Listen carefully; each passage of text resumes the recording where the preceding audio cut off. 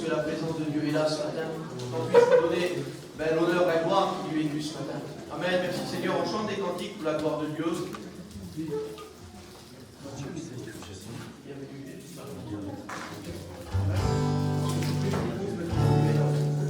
Amen. On chante bienvenue Jésus. Amen. Nous sommes dans ta présence. Bienvenue Jésus.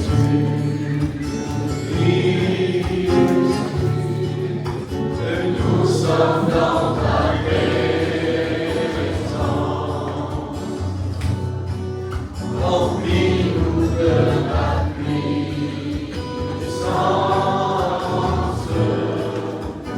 Viens et règne en nous. Amen, gloire à Dieu. Et bienvenue Jésus.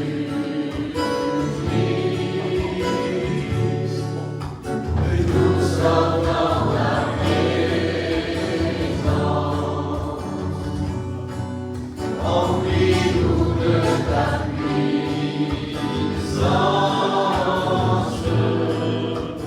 Viens et règne en nous.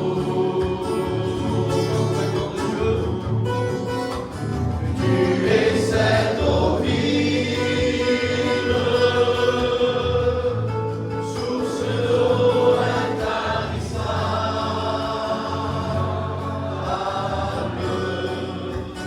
esprit de réconfort, viens et règne en nous. Que tu es cette eau vive, source d'eau intarissable,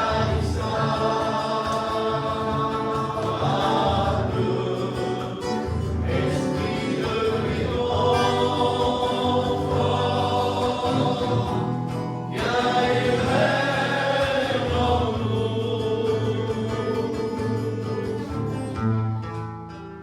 Bienvenue Jésus. Amen. Bienvenue parmi nous. Amen. Il est digne ce matin. Lui seul en est digne ce matin. Amen. Merci Seigneur.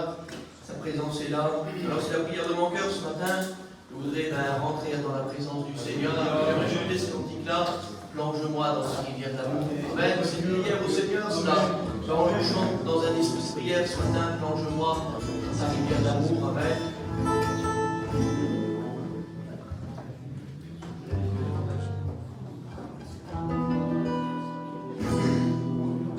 Plonge-moi dans ta rivière d'amour.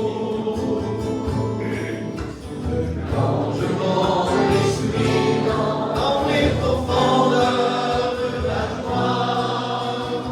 Et dans le désert de mon âme.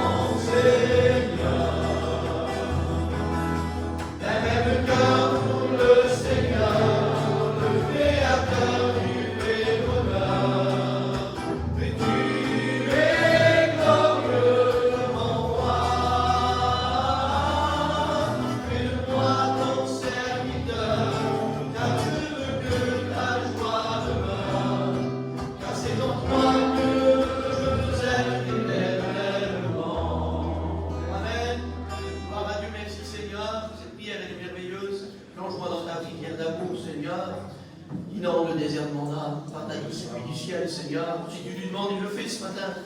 Amen. Gloire à Dieu. Merci, Seigneur. Gloire à Dieu. Je veux demeurer éternellement en toi, Seigneur. Gloire à Dieu. Merci, Seigneur. Il revient nous chercher, l'Église. Amen. Nous allons demeurer pour l'éternité avec lui. Amen. Merci, Seigneur. Alors, c'est la prière de nos cœurs ce matin. Amen. Merci, Seigneur. On écoute un merveilleux chant et on passe par les offrandes. Frère Jimmy, Amen. Le chant cantique, Amen. Regarde, tu passes.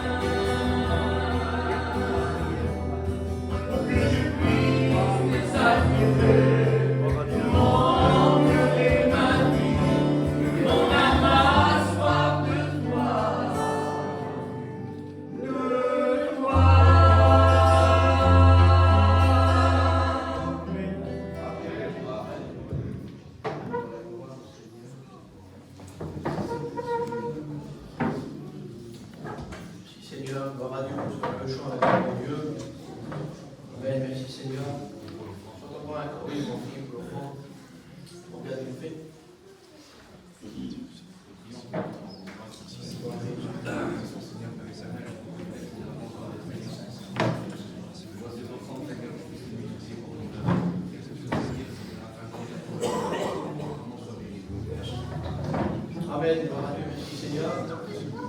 Encore un cœur. Amen. La gloire de Dieu.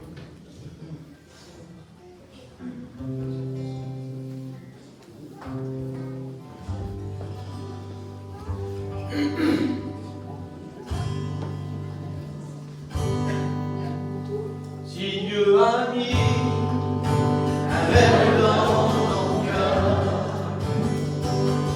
et qu'il le garde-le comme un trésor, mais quoi qu'on dise, protège la science avec passion.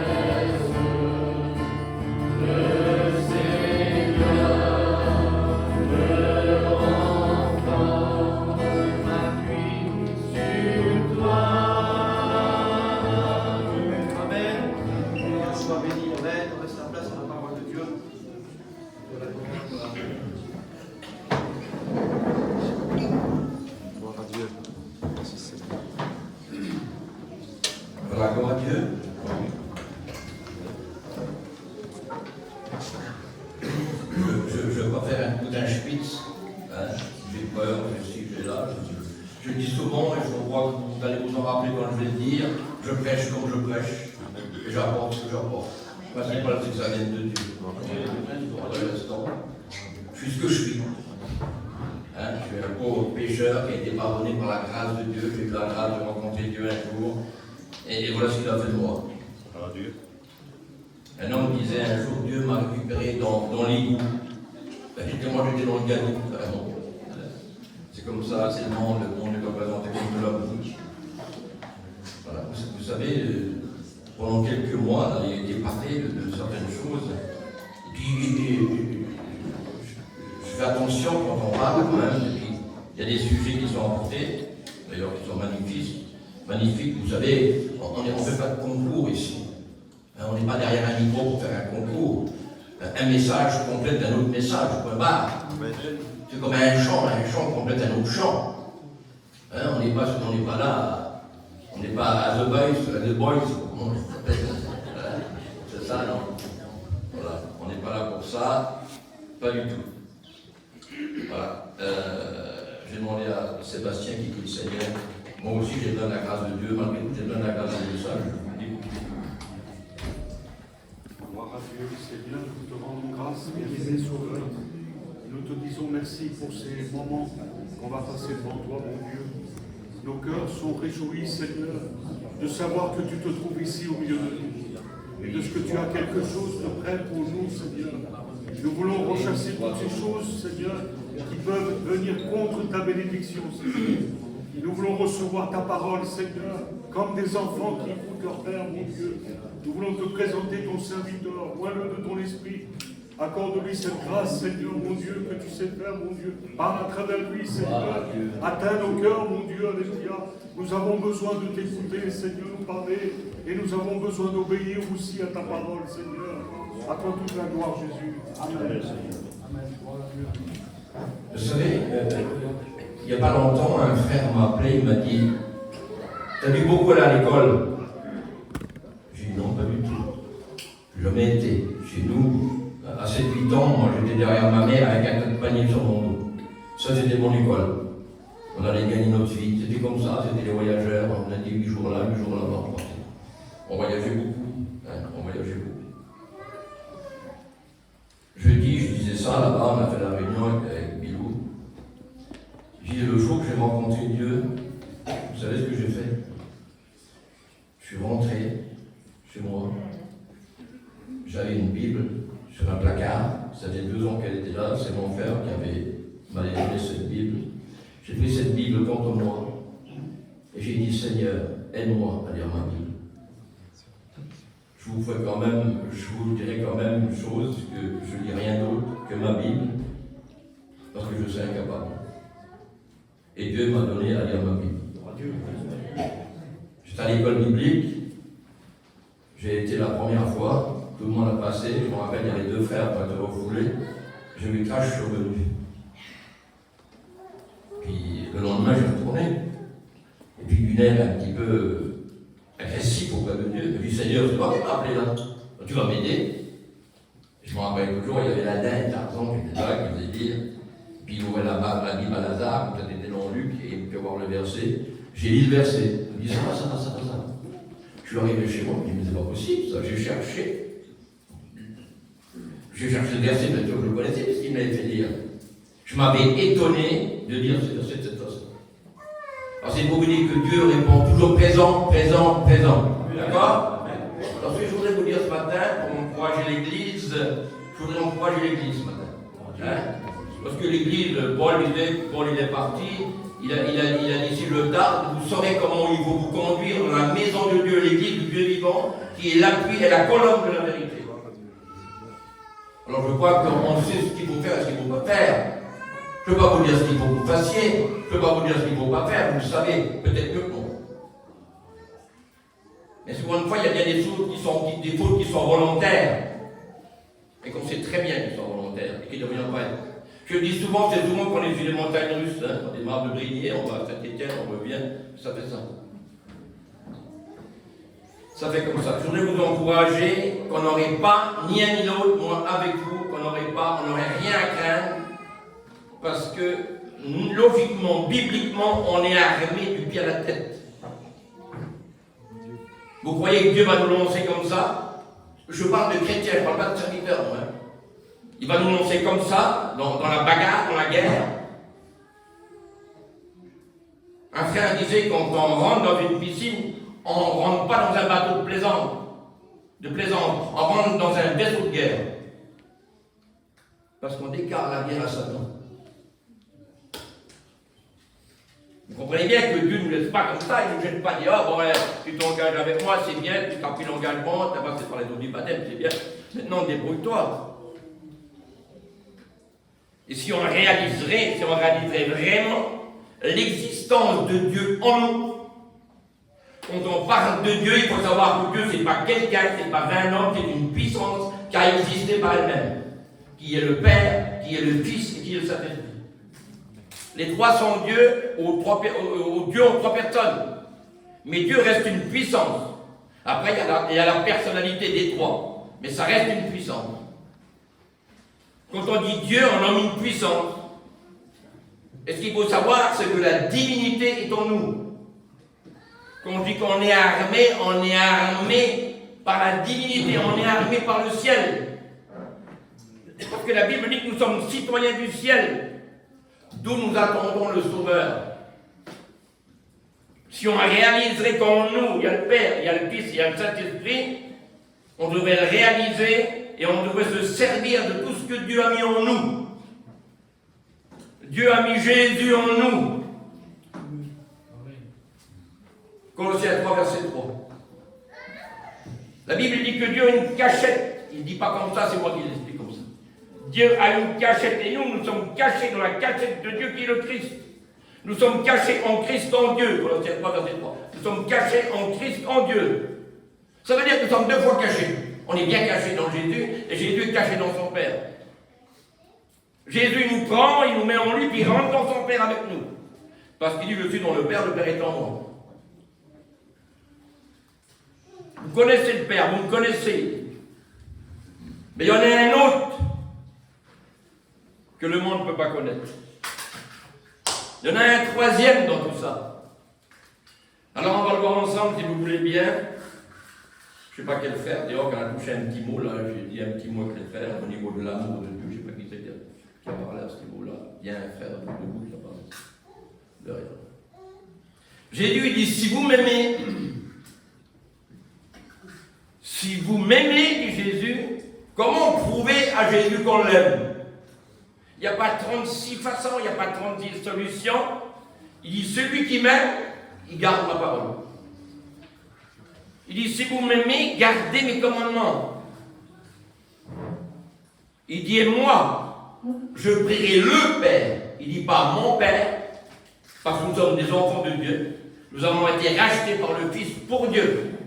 Il dit, je vous ai rachetés pour mon Père. Il dit, je prierai le Père, et le Père vous enverra l'autre. L'autre, le Consolateur. L'Esprit de vérité, que le monde ne peut pas connaître. Mais vous le connaîtrez. Il sera avec vous, et il sera éternellement en vous. Acte 2, il dit qu'il est sur nous. Sur nous, on est puissant, en nous, on est rempli, et avec nous, on est conduit. Qui c'est qui va faire face, dans la réalité des choses, qui peut faire face à la chrétien? Le diable, il est mort. Si on veut, il est caput.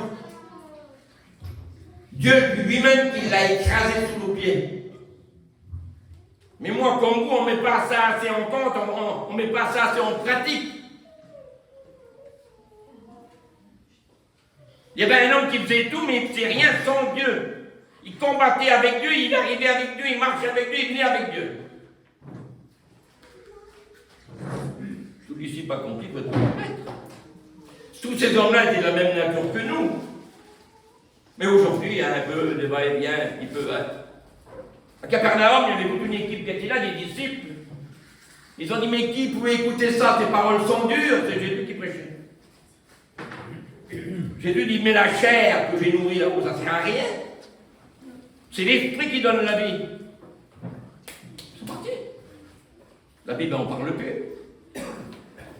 Et puis Jésus s'est adressé aux autres apôtres. Il dit, et vous? C'est toujours Pierre qui répondait, parce qu'on regarde la Bible, Pierre est toujours en tête de liste, en tête de liste, en tête de liste. Alors c'est Pierre qui répond. Mais il dit, Seigneur, où irions-nous? Tu as les paroles de la vie. On va aller où si on s'en va? Où on va aller si on part? Si on parle de Dieu, on va où? Pierre, s'il partait, c'est même pas où aller lui. Il savait bien que c'était la perdition. Et que c'est la perdition éternelle. T'as les paroles de la vie, on va aller où? Ils ne sont pas partis. Les autres, on n'en parle plus. Hein? Il sera éternellement en nous. Alors en nous, il y a le Père, il y a le Fils et il y a le Saint-Esprit. Amen. La Bible dit que nous sommes la maison du Père. C'est important ça, Seigneur Jésus-Christ. L'habitation du Fils et la demeure du Saint-Esprit. Ou alors qu'on ne le veut pas, on ne le veut pas. Ça ne nous intéresse pas, on ne veut pas, parce qu'on veut marcher un peu comme on veut, faire comme on veut. Alors, vous savez, il y a eu 2445 ans de conscience. Chacun marchait comme il voulait. Mais la Bible dit que ces hommes-là étaient sans berger. Ils étaient sans berger, donc ils n'avaient pas de berger. Bon, chacun faisait ce que bon lui semblait. Chacun ce qui bon lui semblait, puis ça a duré jusqu'à la loi. Bon, après il y a eu la loi, il y a eu 1555 ans. Et là, ça fait 2000 ans. Moi, je ne dis pas qu'on est dans la grâce, je dis qu'on baigne dans la grâce. C'est tellement facile de rentrer dans la grâce. Parce que dans la grâce, on a tout.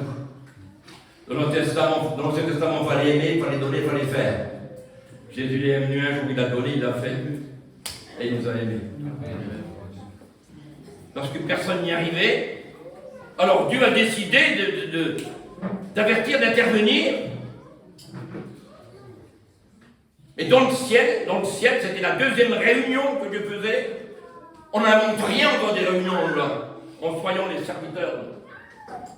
Première réunion, c'était pour la création, faisant l'homme à notre image. Deuxième réunion, qui enverrai-je? Qui marchera pour nous? Mais que Jésus est au courant de tout ça. Dans le jardin, il dit, je mettrai l'inimitié entre ta postérité et sa postérité. Tu vas le blesser au talon, mais il va t'écraser la tête. Christ, il est Dieu, dans sa nature, il est Dieu. Et là, il y a le Père, il y a le Fils, il y a le Saint-Esprit, mais Jésus, il est là. Qui enverrai-je? Je lui dis, Père, envoie-moi. Il était prêt à démarrer, Jésus. Alors la Bible dit qu'il est venu chercher sauver celui qui était perdu. C'est la deuxième réunion, elle s'est faite dans le ciel. Et Jésus a descendu, vous connaissez un petit peu, je ne vais pas tout réciter parce que demain on sera encore là. Comprenez bien? Cet esprit a créé un corps au Fils. Dieu a pris son Fils qui était la parole de Dieu, il l'a incarné dans le corps, elle l'a envoyé sur la terre. Marie, Joseph, Bethléem, la montagne du berger. Le bébé qui est né dans là, entre Marie et Joseph, était habité par Dieu. C'était Dieu dans un corps qui a descendu, qui a quitté son ciel de gloire et est venu chez nous pour nous sauver l'humanité en terre. Alors il nous a aimés, il a donné et il a fait.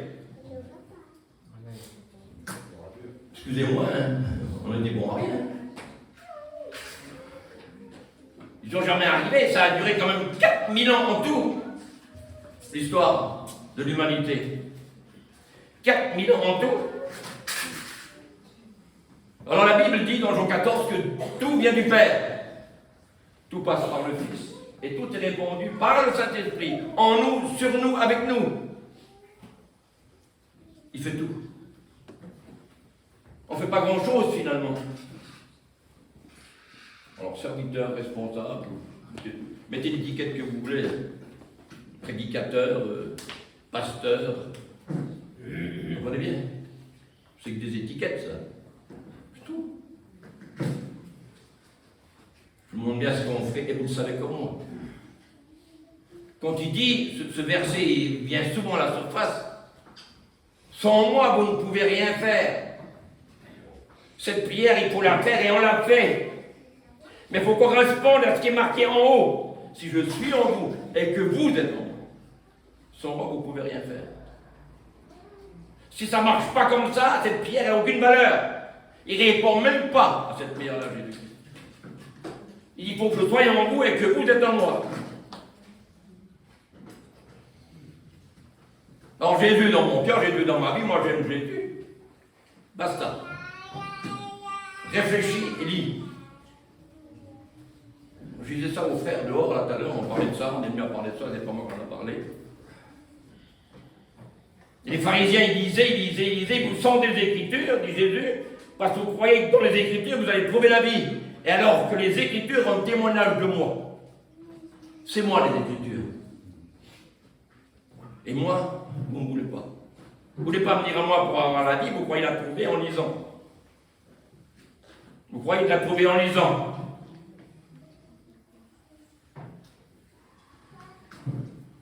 La Bible dit que nous sommes sans œuvre. On était sans œuvre. Et quand on dit les œuvres, je ne parle pas du ministère, nous étions sans œuvre. Mais nous avons été créés en Christ. Nous avons été créés en Christ. Et la Bible dit que Dieu a préparé des œuvres pour nous afin que nous les pratiquions. Il nous demande de pratiquer ce qui est écrit dans ce livre-là. Une gars a dit l'autre jour à Lazare, elle m'a dit, monsieur, la Bible, c'est un livre sacré, ça. Je lui ai dit, comment vous savez ça? Parce qu'en Israël, il y a besoin en Israël pour savoir ça. C'est pas dur à savoir, mais là-bas, les juifs messianiques avaient un enseignant. Il dit, ça n'existe pas la Bible chez nous, il a dit. C'est le livre sacré de Dieu, les Écritures saintes. Alors c'est pour ça que j'ai compris que moi-même, jamais de ma vie, j'ai mis ma Bible sur une chaise. Je ne sais pas pourquoi, je ne sentais pas, je ne la mettais pas sur la chaise. Voilà. Ce qu'il avait, il n'est pas condamné pour ça. Alors j'ai dit, Seigneur, ben moi, finalement, je faisais bien, quoi. La gardienne me dit ça. Je vous êtes chrétienne, madame, mais non, pas du tout. Mais dit, quand on lit, on voit bien que c'est sacré. Ça vient d'en haut, ça vient du ciel.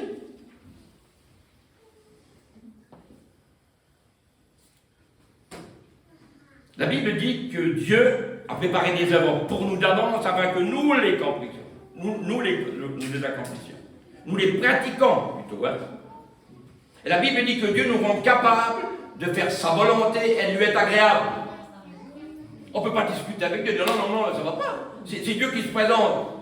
Tu ne le fais pas, moi je vais le faire avec toi. Parce que la Bible dit que nous sommes dans les Corinthiens, nous sommes ouvriers avec lui. On ne travaille pas tout seul, sinon on se casserait le nez, vous comprenez bien. Et tout le monde le comprend, ça. Et la Bible dit que Dieu produit en nous ce qui n'y arrive pas. J'y arriverai pas moi, mais moi je produis en toi le vouloir et le faire. C'est Dieu qui produit en nous le vouloir et le faire. Ça veut dire que si tu ne le fais pas, c'est parce que tu ne veux pas. Tu renonces. Il y a des feignants. Des pantouflards, il y en a. Je ne sais pas s'ils mettent des charentaises, je ne sais rien, mais il y en a. Il produit en nous le vouloir le faire.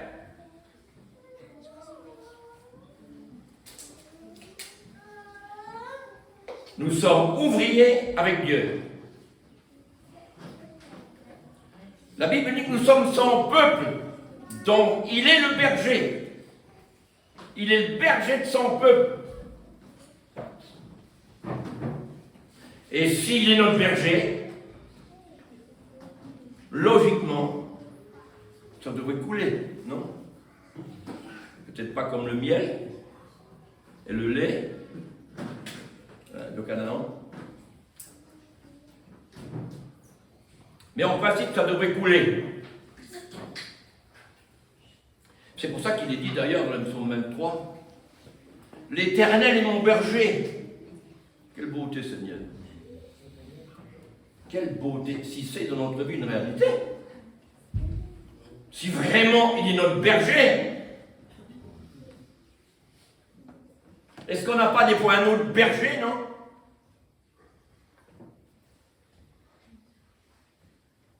Est-ce qu'on n'a pas changé de camp? Est-ce qu'on n'a pas été voir un autre berger?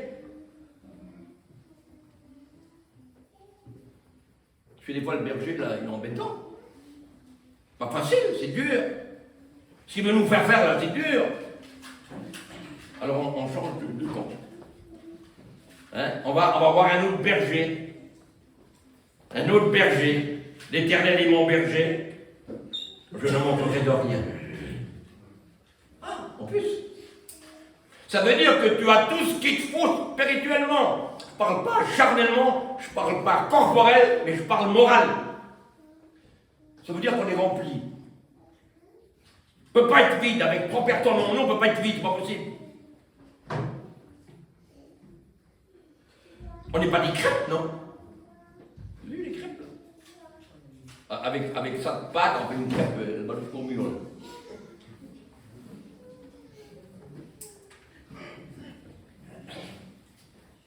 Il me fait reposer, là c'est beau, dans des verts pâturages. Ça revient en arrière, est-ce qu'on est bien dans les pâturages de Dieu?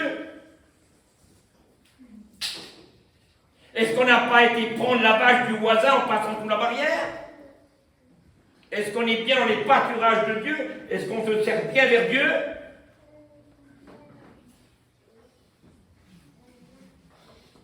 Est-ce qu'on n'est pas dans ces pâturages-là qui sont étrangères? Est-ce qu'on ne va pas s'embourber?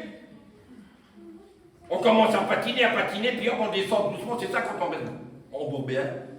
Quand on est dans le cas de la boue. J'ai regardé une émission, Seigneur, une vérité, là, hier, aux informations. Un camion, il a cassé le mur, il a rentré dans le cimetière, le camion. Il a fallu qu'il vienne avec des grues, qu'il l'arrache dehors. Je ne vous dis pas le travail là. Il y a eu des plaintes pas possibles.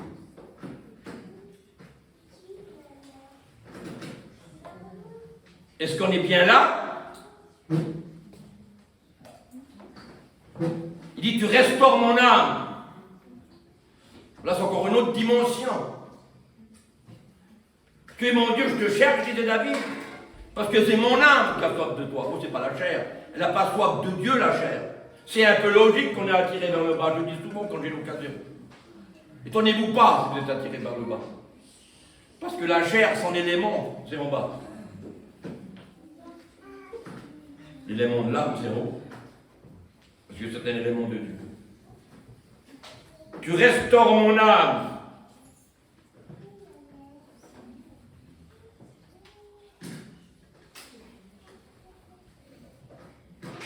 Est-ce qu'on est bien restauré? Est-ce qu'on va bien au restaurant de Dieu?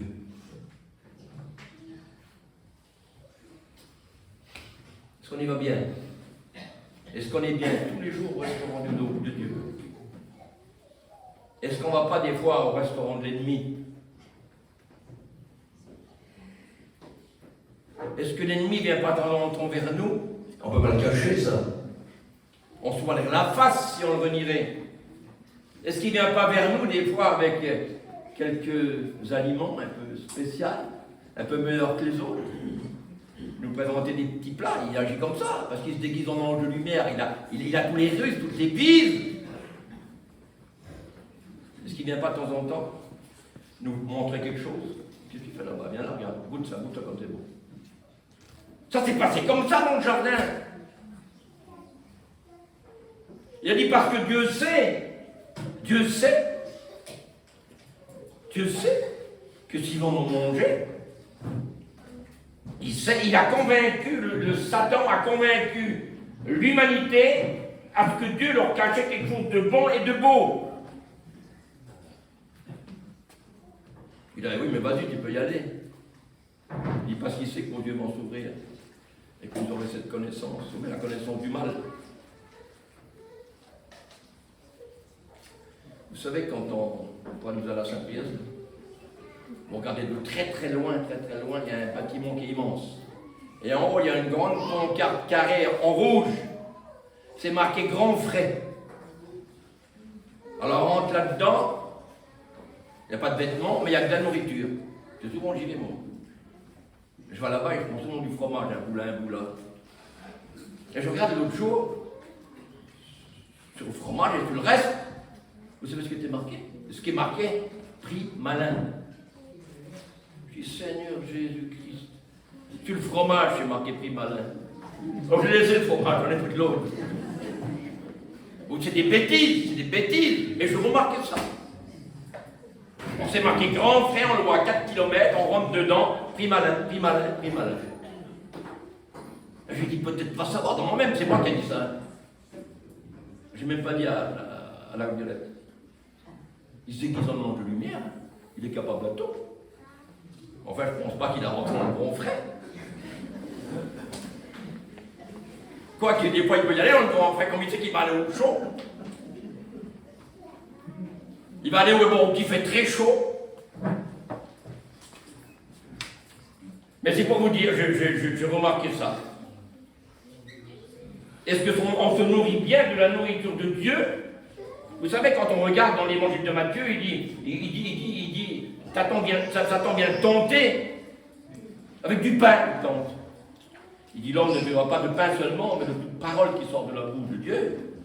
Mais si on remonte dans le livre de Deutéronome, chapitre 8, verset 3, il dit différemment, il dit l'homme ne vivra pas de pain seulement, mais de tout ce qui sort de la bouche de Dieu.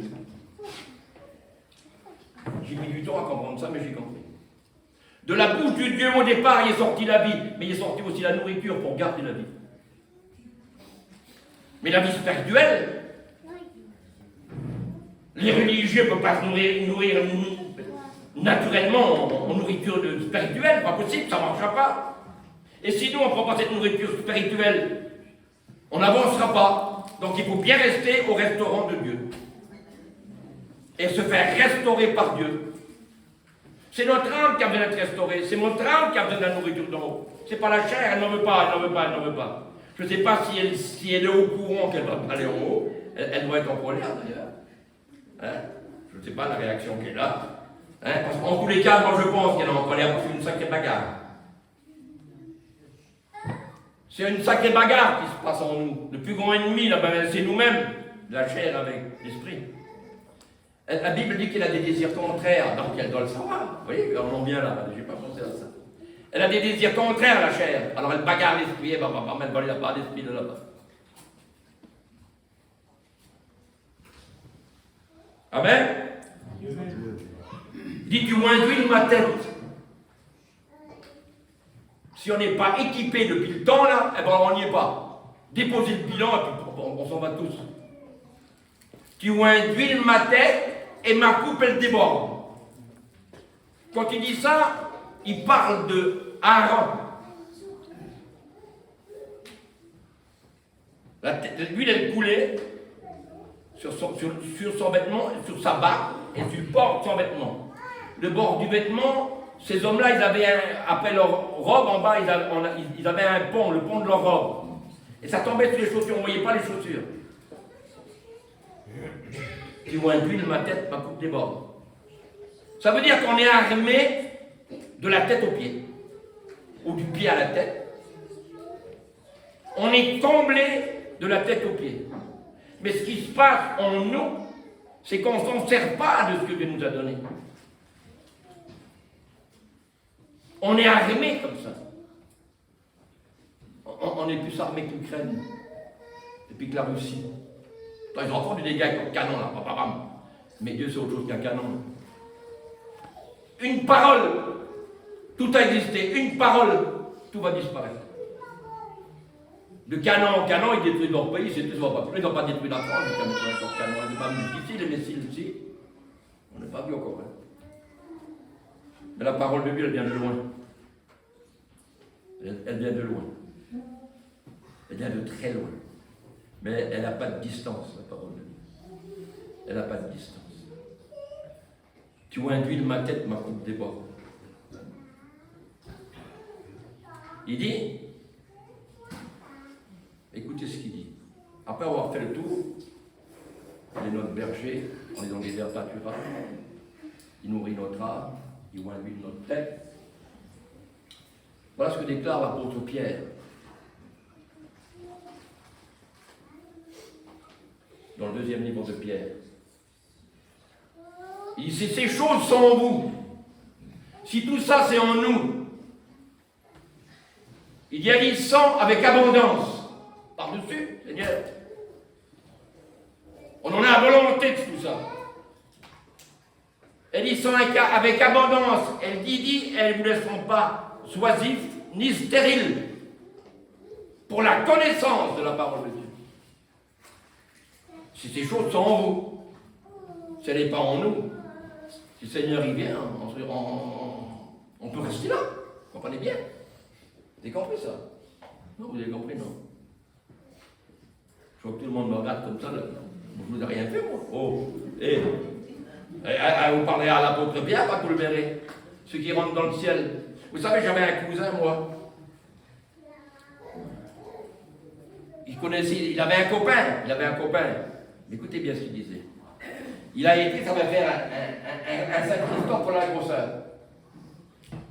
C'est un cousin que j'avais là sur Lyon, à Vénissieux. Et il l'a mis dans son auto. Premier platane, zégouillé.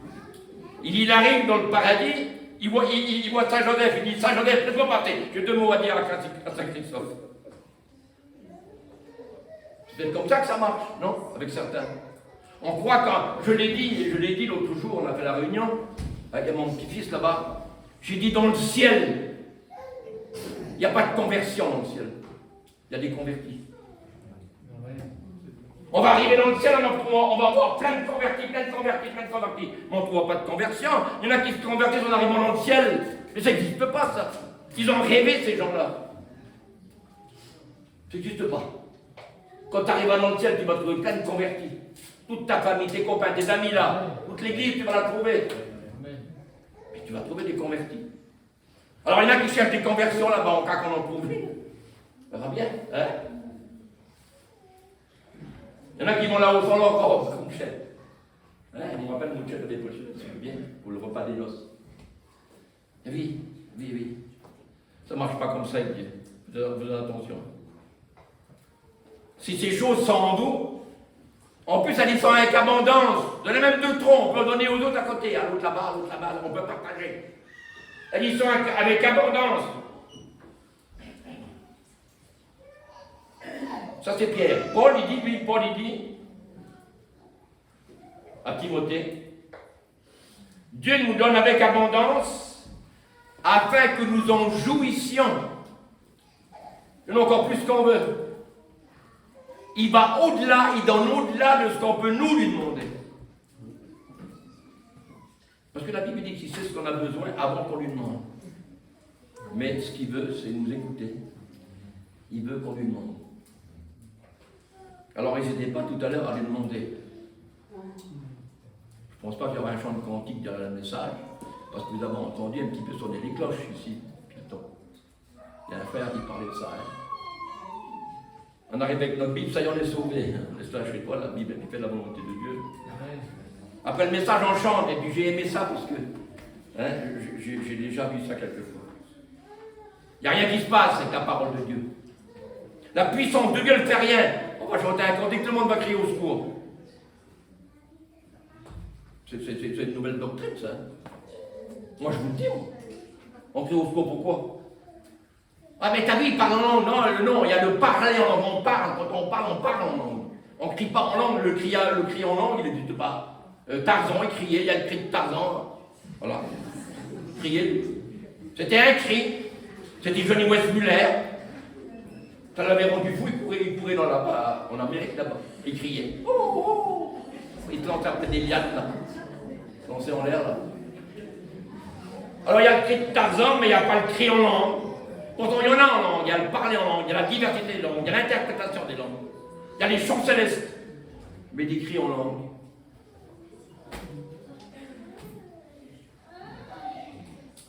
Vous avez des gens qui sont là, ils se manifestent le Saint-Esprit, bon ben voilà, c'est une onction qu'ils ont sur eux.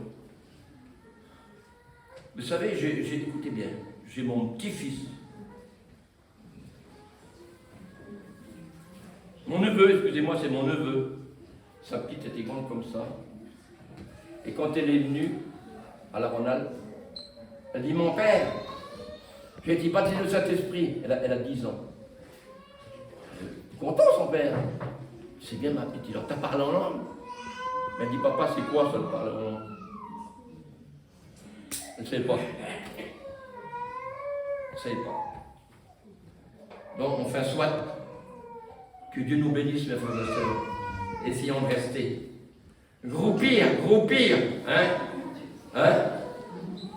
Comment on l'appelle là? Comment les guerriers là? Comment ils s'appellent? Il dit groupir, restons groupir. Hein? La 7e compagnie. On en fait partie, nous, parce qu'on fait partie des 7 chandeliers d'or. On en fait partie. Le Bouillon. Notre compagnie à nous, c'est là. Il y a plusieurs équipes comme ça, individuelles dans le monde.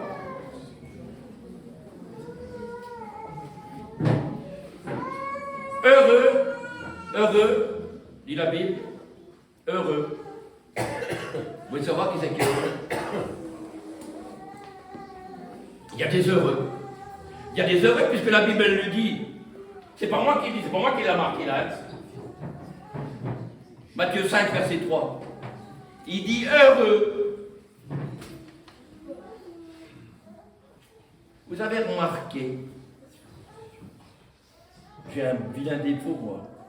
Je remarque tout. Jetez-moi la pierre si vous voulez. Mais si c'est pour la bonne cause, je le fais toute ma vie. Vous avez remarqué que les chrétiens se plaignent plus que les païens. Vous avez vu plein de païens? Pas les païens. Les chrétiens, 20 fois par jour, 100 fois par jour, j'en ai marre, j'en ai marre. L'autre il veut pas aller là-bas, l'autre il veut pas aller là-bas, l'autre il veut pas faire, j'en ai marre, j'en peux plus, j'en ai marre. Un chrétien qu'on a marre, qu'on peut plus. Vous savez, je dis souvent ça aux frères dehors, mais c'est un petit mot qu'on lance, ils me connaissent les frères, moi je les connais aussi. Ça va mon frère? Oui ça va. Si je dis que ça va pas, qu'est-ce qu'il va dire? Jésus il est en moi. C'est vrai que ça ne marche pas comme ça, mais c'est un petit jeu de mots, si vous voulez. Il correspond à ça, puisqu'il est en nous. Si ce n'est pas en nous, croyez-moi qu'on resterait là. Faisons tout pour qu'il vive en nous et nous en lui. À la résurrection. Vous croyez qu'il va regarder, t'es prêt, toi, bon ben demain à la réunion, tu te convertiras, parce qu'il y en a qui se convertissent tous les dimanches. Il ne faut pas oublier ça. On parle beaucoup du rétrograde que dehors, alors on lui casse les reins, on ne va même pas y aider, ah oui, il a fait ça. Oui, mais il y a aussi le rétrograde du dedans, qu'on ne sait pas du tout. Il en fait peut-être pire que l'autre qui est dehors. Ça existe ça. Heureux. Il dit heureux. Heureux, il dit les pauvres en esprit. Je n'ai pas dit les simples d'esprit.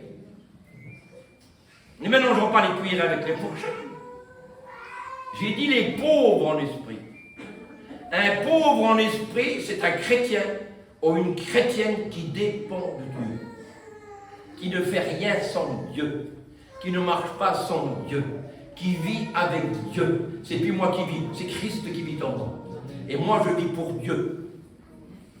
C'est marqué là, pas moi. Hein? Paul qui dit aux Galates, ce n'est plus moi qui vis, c'est Christ qui vit en moi. On vit pour Dieu. Alors un pauvre en esprit, c'est un qui vit pour Dieu. Il ne vit pas sans Dieu, il ne fait rien sans mettre entre les mains de Dieu. Les mains de Dieu, partout où je passe, je suis comme vous, je suis pas non plus, je suis pas un cheval de course. Je me contente d'être un petit bourricot. Parce que si je fais le cheval de course, quand je vais devenir un bourricot, ça va me faire honte, je n'étais qu'un bourricot. Quand j'enseigne à quelqu'un de prier, je dis la plus grande prière, la plus forte qu'on peut faire, c'est le matin. Parce que le matin, on ouvre la porte, il y a tout qui se présente. Hein? Il y a le croisement de route, là-bas, il y a le feu rouge, il y a le magasin, il y a les chariots, là, il y a la caisse, on est à bout, on est en colère. On peut faire une faute sans dire un mot seulement. Alors le matin, mettons notre journée entre les mains de Dieu, mes frères et sœurs. Que Dieu nous garde. Priez le matin, et Seigneur, gardez-moi dans cette journée. Protège-moi du diable, du mal, des mauvaises pensées, des combattisses de ce monde, ces choses de ce monde. Et puis le soir, avant d'aller se coucher, on dit merci Seigneur de m'avoir gardé. Parce que je suis certain que l'un d'entre nous leur a révélé des choses. Sur la route ou n'importe où.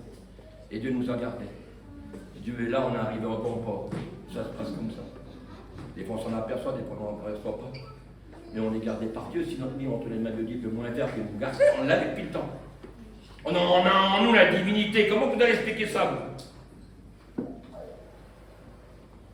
Heureux les pauvres en esprit. Car il dit, le royaume de Dieu est à eux. Quelqu'un qui dépend de Dieu, le royaume de Dieu est à lui. Quelqu'un qui marche avec Dieu, le royaume de Dieu est à lui. Quelqu'un qui vit selon Dieu, le royaume de Dieu est à lui. On ne peut pas vivre n'importe comment. Moi, en arrivant dans le ciel, je vais chercher une conversion, s'il y en a une là-bas, puis je m'accaparer. Comme a dit un coup le Mouchel, je me rappelle, Mouchel, Seigneur, je suis dans le bon côté. Attends, je vais redescendre, je vais mettre ma robe blanche, il fallait partir avec. Je me rappelle de ça. J'ai aimé ça parce que j'ai retenu ça, ce qu'il a dit. J'ai mis notre président qui est partout pour le Seigneur, il dit, tu ne peux pas rentrer dans le ciel avec la robe de ta femme. Il faut que tu aies ta propre robe, et ta femme aussi. C'est personnel. Ta robe blanche, c'est personnel. Et pour rentrer dedans, il faut qu'elle soit sans tache, sans défaut. Non, c'est pas ça. Ce n'est plus moi qui vis, c'est Christ qui vit en moi. Et là, il ajoute au Galates 6, verset 14. Le monde est mort pour moi et moi je suis mort pour le monde. C'est ça la vie chrétienne. Qu'est-ce qu'on va patauger dans le monde? Qu'est-ce qu'on va s'embourber dans le monde? Restons dans les pâturages de Dieu. Qu'est-ce qu'on va faire dans le monde? Dans le monde, il y a que la boue. La Bible dit que, Paul dit que le péché, il faut le regarder comme de la boue. Vous savez, dans la Bible, la lettre représente le péché. Et puis, j'ai une version chez moi où le lépreux vient vers Jésus. Il dit, Seigneur, si tu veux, tu peux me rendre pur. Et la version originale, elle dit, Seigneur, si tu veux, tu peux me nettoyer. Le Seigneur, il dit, oui, je le veux, sois nettoyé. Dans un autre sens, c'est véridique. Puisque le péché, il faut le regarder comme de la boue. Et quand on est dans la boue, croyez-moi qu'on a besoin d'être nettoyé. Même devant un karcher, là, devant la lampe des pompiers, là. Ou des capes. On a besoin de se faire décaper, devant. Eh oui, c'est comme ça. Le monde est mort pour moi et moi pour le monde. Nous sommes citoyens des cieux, d'où nous attendons le Sauveur. On attend un Sauveur. On n'attend pas une conversion, puisqu'on est converti. On peut se repentir. On n'est quand même pas des illuminés. Il y a la repentance, il y a le regret, il y a la conversion. Il y a la conversion pour l'inconverti. Mais tout le monde voit.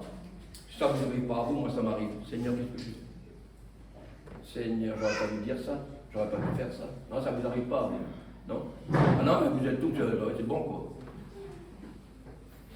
J'ai prêché, je vous dis. On allait voir la mère de la Gisèle, là, il y avait des garagers assis. C'est pas facile, hein. Et toujours je dis ça aux garagers, on croise là. Moi je dis, c'est pas facile de me faire le garageux là, c'est pourquoi monsieur? Je dis parce que c'est dur, et puis ça me permet de parler de Dieu. Ça fait une ouverture. Et puis je dis, il y avait une femme et un homme, je dis, c'est pas facile, hein. Alors c'est la femme, elle dit, qu'est-ce qui est pas facile? Elle m'a dit, vous savez tout ce qui se passe. Je dis, ça vient pas de Dieu.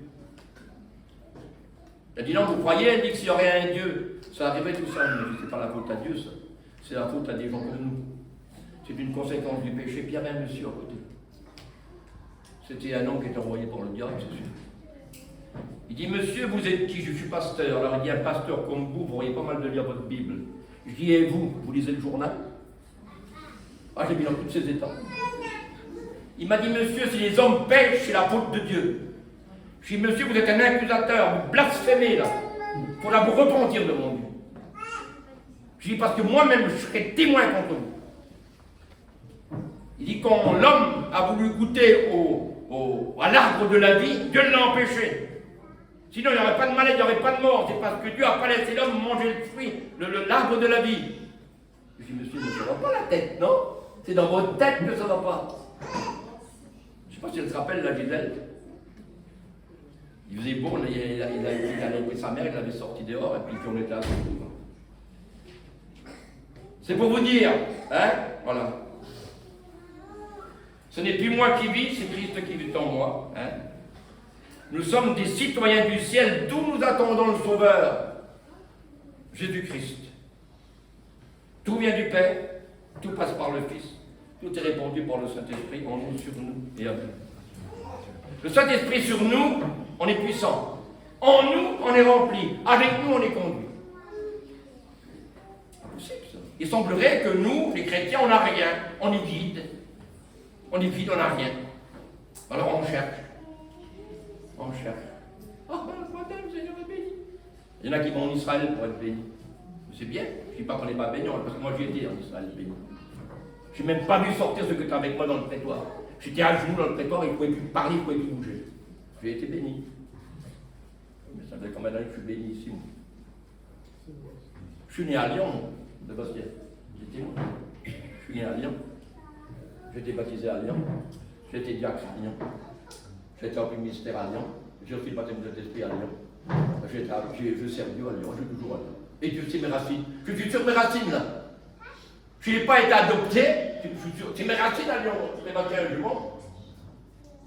Et un coup, je me rappelle, ils sont là les deux. Je me demandais comment ça se fait quand j'ai commencé à lire la Bible. Pas possible. Celui-là, il rentre pas dans le ciel, celui-là, il rentre pas dans le ciel. Seigneur. Et moi, je disais toujours, j'ai passé, je le dis là, je m'excuse pour le dire, mais je le dis parce que c'est pour glorifier Dieu. Quelquefois, j'ai passé près de la mort. Donc 2 fois, il y a eu des morts. Moi, j'ai passé à travers. Je suis revenu chez moi comme une passoire, mais j'ai passé à travers. Et puis là, ça me travaillait. Mais j'avais 2 copains à l'époque. Toujours mes copains. C'est devenu mes frères. C'était Isidore et Sébastien. À des signes. Alors j'allais vers eux, je disais, bah, Isidore, qu'on allait prier chez eux. Et je leur dis à tous les deux, il faut que vous disiez quelque chose, il faut me travailler. Je dis, est-ce que je peux dire que Dieu me gardait? Parce que c'était pas possible que Dieu me garde dans le travail que j'avais fait faire. Et Sébastien m'a dit si. Il te gardait déjà avant que tu naisses. Alors ben, je lui explique-moi comment. Il savait ce qu'il allait faire de toi. Amen. Moi j'étais content, je dis, ben Dieu m'appelle. Je croyais que je planais, quoi, voilà. Parce que quand j'allais faire quelque chose de grave, il y a ma femme, mets 2 cierges pendant que je suis parti. Et croyez-moi que ça marchait. Il n'y en avait plus de cierges pendant qu'on ne pouvait plus. Elle allait au bourg, elle a fait des bougies dans les boîtes. Il y avait 6 bougies, mais croyez-moi que des bougies, on en a brûlé. Or, je ne sais pas si c'était la prière ou c'était la bougie avec la force, mais c'était un des deux. Pour nous tenir dans les rêves. Eh oui. Eh oui. Christ en nous. Dieu a tout mis en nous avec abondance. Servons-nous. Mes frères et sœurs, un conseil, je me le donne aussi à moi. Servons-nous de ce que Dieu a mis en nous. Vous verrez, ça ira mieux. On ne s'en sert pas, c'est pour ça qu'on ne s'en sert pas, Seigneur Jésus-Christ. C'est dommage. C'est dommage. On se sert de tout aujourd'hui, mais vous n'allez pas dans le ciel avec un GPS. Un GPS, on va partout. On va partout, on n'obéit plus au GPS qu'à Dieu. Il faut le dire, la vérité. Arrêtez d'attendre avec pile, on dit tapez dans le. Retourne à droite, tourne à gauche. Je voulais derrière mon jambe, on allait à Reims, la convention. Puis on arrive, on rentre comme ça à Reims. Je tourne à droite, on m'a une fois tourné, téléphone. Il dit, beau-père, vous allez où? Je lui dis, voilà la convention. Mais il dit, c'est pas là. Je dis, c'est où? Il dit, GPS m'a dit tout droit. Ben, je dis, va tout droit. Je te dis, puis moi, je vais filer. Ma compagne, elle est là. On fait 50 km. C'était lui qui était derrière. Ah là là, il dit, dans des travaux là-bas, j'ai resté pris. Je lui dis, ouais, c'est ton GPS. La route, elle est là. Toi, là-bas, il y a le feu, tu vas dans le feu parce que le GPS, il te l'a dit. Si le GPS, il te l'a dit, tu vas te prendre. Parce que c'est un GPS. C'est une boîte, en fait, on voit tous ces trucs, des boîtes noires. Eh bien, le GPS ne nous emmènera pas dans le ciel. On ne va pas rencontrer Dieu avec un ordinateur. Si on rencontre Dieu, c'est avec la parole de Dieu. C'est avec l'évangile de Dieu qu'on rencontre Dieu. C'est pas quelque chose. On peut appuyer tous les boutons qu'on veut. Ça ne marchera pas, ça marchera. Ah ouais, tout marche en appuyant sur des boutons. On fait du commerce en Amérique. C'est bien. Par contre, c'est une bonne chose pour ça, pour le commerce. Ça, on peut pas empêcher ça, c'est vrai, on ne peut pas renier ça. Hein.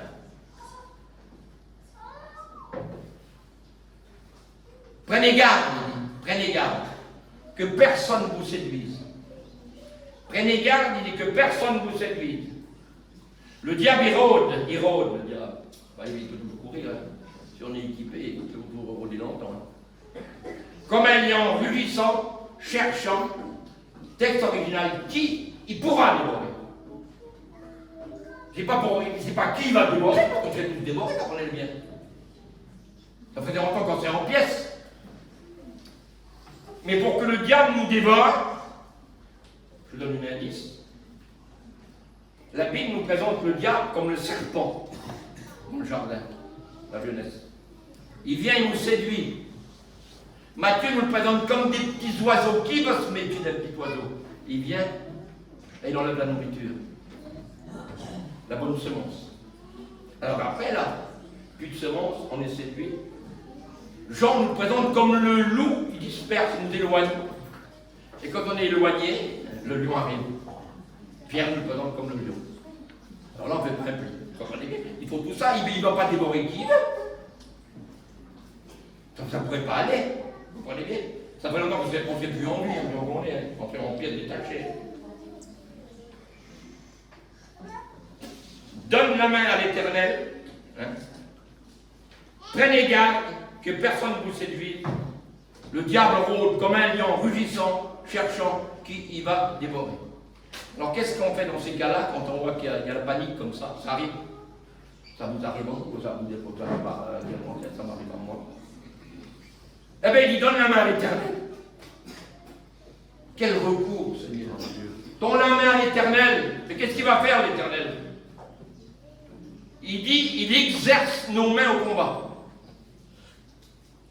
Vous voyez qu'on est des inutiles. On est devant le diable, on ne peut pas combattre. Il donne la main à l'Éternel.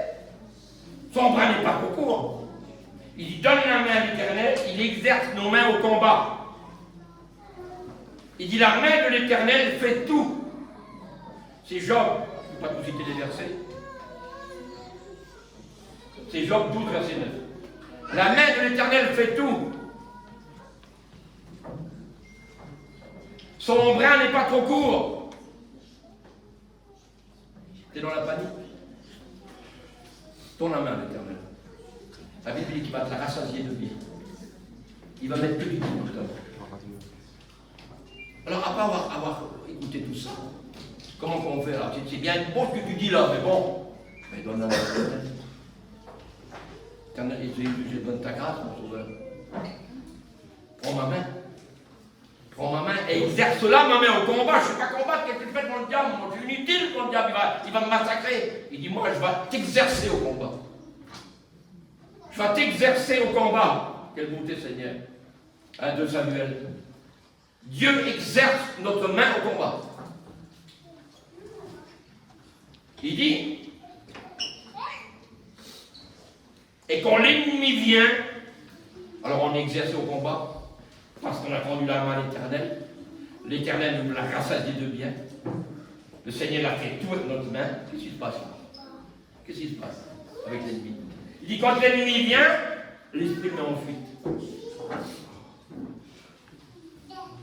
Alors dans tout ça, dans tout ce texte-là, ben donnez la main à l'Éternel, c'est tout.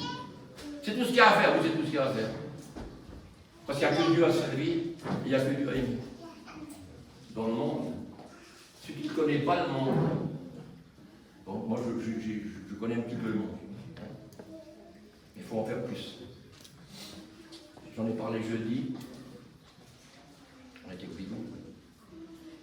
J'ai dit, dans le monde, il faut se battre, il faut choisir, il faut aller acheter les peines, il faut jurer, il faut se droguer, il faut se saouler, il faut fumer, il faut aller en boîte de nuit. Comment ça, Seigneur? Avec Dieu, j'ai juste à aimer Dieu. T'aimes Dieu et tu lui tends la main, en plus, t'as rien dans ta main. Vous savez que dans la Bible, il y avait un homme qui avait la main sèche. Tout le monde a lu ça. Mais c'est une infirmité. On n'est pas infirme, que Dieu nous garde. et que Dieu bénisse les infirmes. Il faut prier pour eux. Mais il était infirme. Il a tendu la main à l'Éternel et Dieu lui a ouvert l'homme. Alors peut-être que ta main est fermée, ça fait combien de temps? Peut-être que tu ne l'as pas attendu à ton frère, ta main là, elle est fermée, elle est bloquée là, ta main est bloquée là. Enfin, un bon coup de batte tous les doigts, ça fait mal. Pour ça vous dit, tend la main à l'Éternel, il va te l'ouvrir. Il l'a ouvert là, à celui qui avait la main sèche.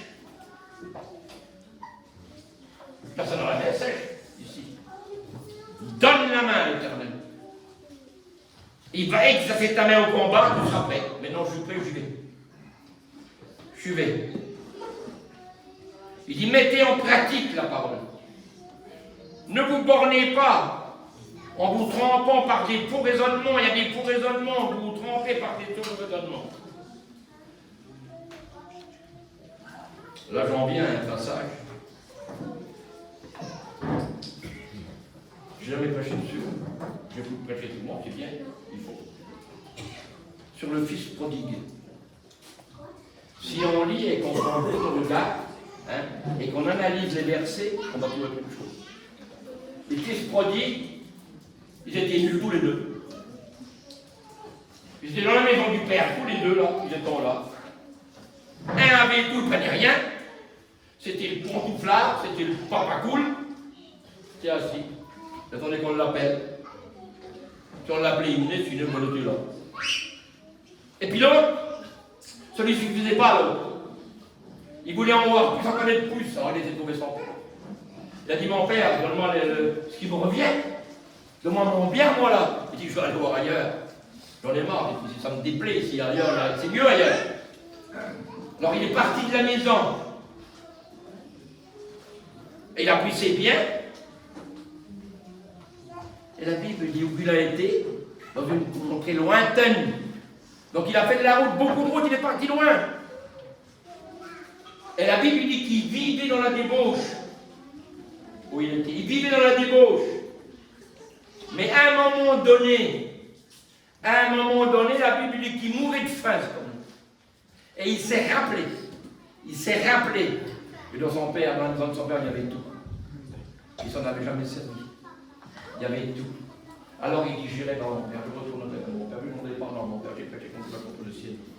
Traite-moi plus comme ton fils, je ne t'ai pas dit d'être ton fils, traite-moi comme un de tes ouvriers.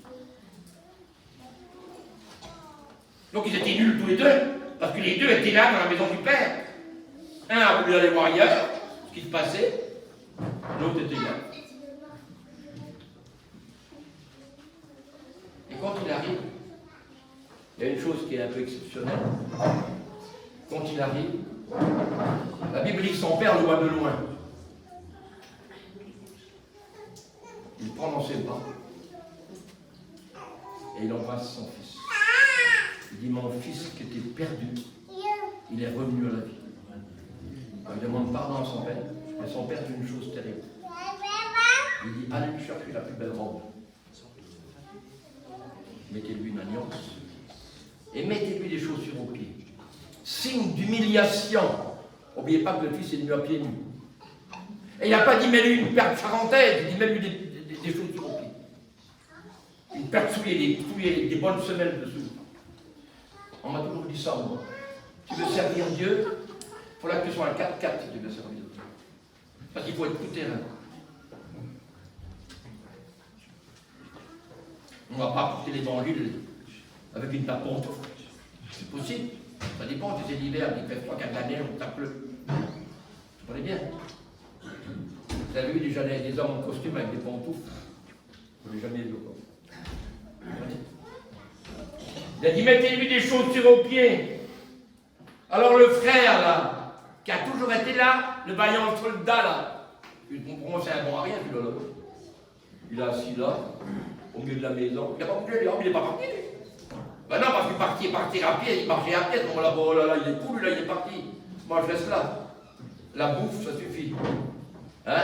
Dormir, je mange, je bois, je dors. Et là, il arrive, lui, tout près de la maison, il entend. Parce qu'il dit, mettez-lui les chaussures aux pieds, tuez le bon gras. Et réjouissons-nous, mon fils qui qui était mort, il est revenu à la vie. Alors ils font ce que le père dit. Et lui, il arrive là. Il fait 3 choses qui est la perdition. Il vient, il est en colère, c'est pas bon. Une autre chose, il renie son frère, parce qu'il lui dit à son frère, ton fils, c'est plus son frère, c'est ton fils là. Et il est jaloux.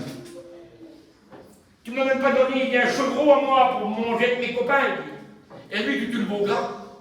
Il dit, moi, j'ai jamais bougé de là. Ben, justement, il fallait te servir.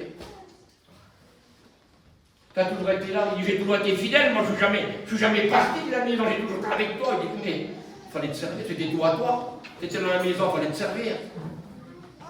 Ça, c'est la réponse du père avec le fils aîné.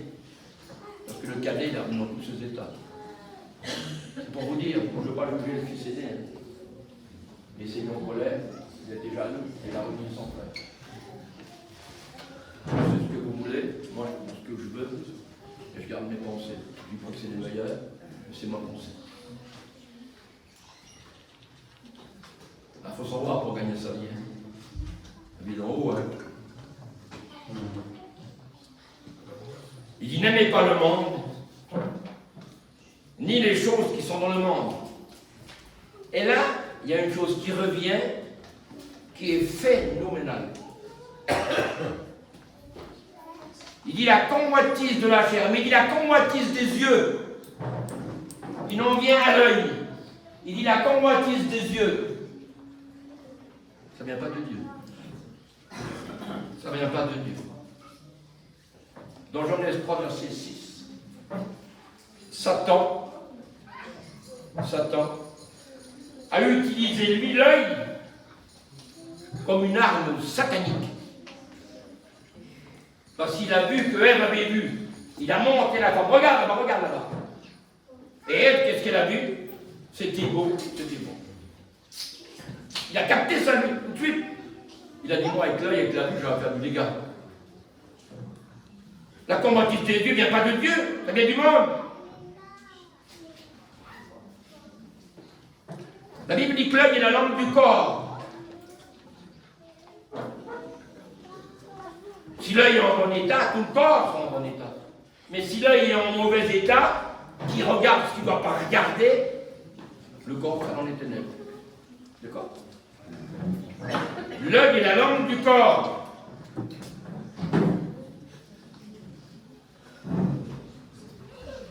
On va revenir à quelqu'un qui a beaucoup fait surface ici. Un homme, avant qu'il ait été loin de Dieu, Dieu nous le détaille, hein? La Bible dit qu'il était jeune, qu'il était beau. La Bible dit qu'il avait des beaux yeux, il parlait bien, il était vaillant. Ça, c'est pendant son temps de berger. Ah, il va le chercher. Samuel, il va le chercher.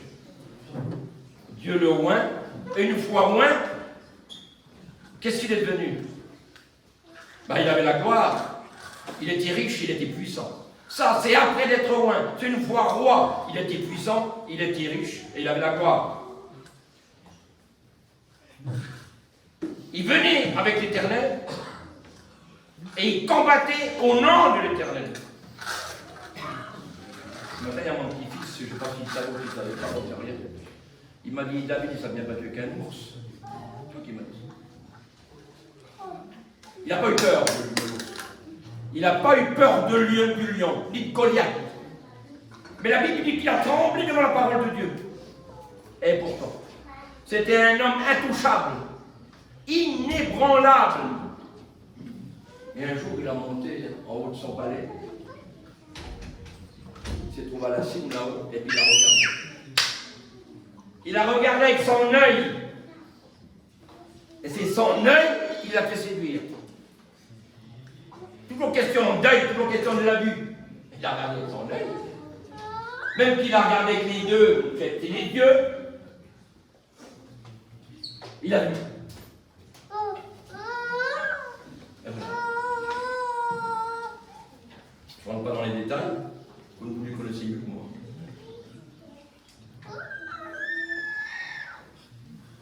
Prenez garde à ce que personne ne vous séduise. Il dit, je vous exhorte, dit Paul. Je vous exhorte à faire des prières, des supplications. Cela est bon et agréable devant Dieu. Demandez et l'on vous donnera. Et là, c'est Matthieu. Il est demandé. Il dit même qu'il faut demander à mon Père à mon nom, je vous l'accorde. Là, Jacques, le frère du Seigneur, il reprend. Il dit, vous demandez, mais vous ne recevez pas. Alors, il y a celui qui demande et qui reçoit. Et il y a celui qui demande et il ne reçoit pas. C'est bien ça. Il dit, oui, parce que vous demandez mal, Jacques. Vous demandez mal. Vous demandez dans le but de satisfaire vos passions. Satisfaire votre chair, là. Il m'a caché. Et on trouve cette différence, là. Les deux brigands sur la croix. Un a dit à Jésus, il a demandé à Jésus, il a demandé mal. Descends, je t'ai dit de Dieu, fais-moi descendre. Ben oui, pas de beaucoup. Vous savez qu'il y a un brigand de l'époque était considéré comme un meurtrier. Il prenait, si les gens se levaient, il les tuait. Il était prêt à tuer. Capable du fait. Il demande, il dit descends, fais-moi descendre. Il voulait retourner à sa besogne, monsieur. Ben, il n'a rien reçu. Mais le deuxième, il a bien demandé. Il a dit, Seigneur, souviens-toi de moi quand tu reviens en veille. Il a dit aujourd'hui même, c'est ça qu'on en parle. Dieu a béni. Dieu l'a béni. Et c'est ça qu'il a demandé. Donc quand on va demander pour l'intérêt de la terre, on ne recevra rien. On ne recevra rien. Veillez et priez, il dit, afin de ne pas tomber dans la tentation, afin que vous ayez la force de résister quand Christ paraîtra. Quand Christ paraîtra. Veillez et priez pour ne pas tomber. Priez en tout temps. Priez en tout lieu. Il nous dit de prier le matin. Il nous dit de prier à midi. Et il nous dit de prier le soir. Et il nous dit de prier la nuit. Mais comment alors Jésus ne dort pas la nuit? Ben non, il dit qu'il sommeille ni ne dort celui qui nous garde. Il veille sur nous. Il veille sur nous. Hein? Voilà. En plus le Seigneur. Ça va, ça s'est bien passé. Amen. Dieu. On va demander à Sébastien qui vienne visiter qui peut le Seigneur.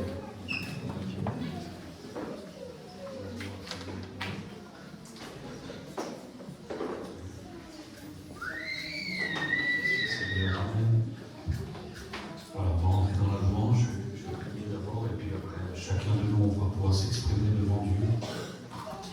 Seigneur, je loue ton nom, mon Dieu. Je te rends grâce, Seigneur. Merci pour toutes ces recommandations, Seigneur. Tous ces avertissements, Seigneur. Sans toi, on ne peut rien faire, mon Dieu. On a besoin de toi, mon Dieu. Seigneur, ramène-nous tout près de toi. Alléluia. Au nom de Jésus, Seigneur. Que nous puissions être dans ces verts pâturages, mon Dieu. Que nous puissions, que tu puisses nous désaltérer, restaurer notre âme, Seigneur. C'est ce que nous avons besoin, Seigneur. Nous ne voulons pas nous embarrasser des choses de la terre, mon Dieu. Mais nous voulons, Seigneur, travailler en ton champ, en ton œuvre, Seigneur. Seigneur, nous voulons que tu modèles notre vie, Seigneur. Que tu prépares nos cœurs, mon Dieu. Alléluia. Parce que tu es avec nous, Seigneur. Alléluia. Bénis ton peuple ce matin. Au nom de Jésus. Amen. Voilà, élevez votre voix devant le Seigneur.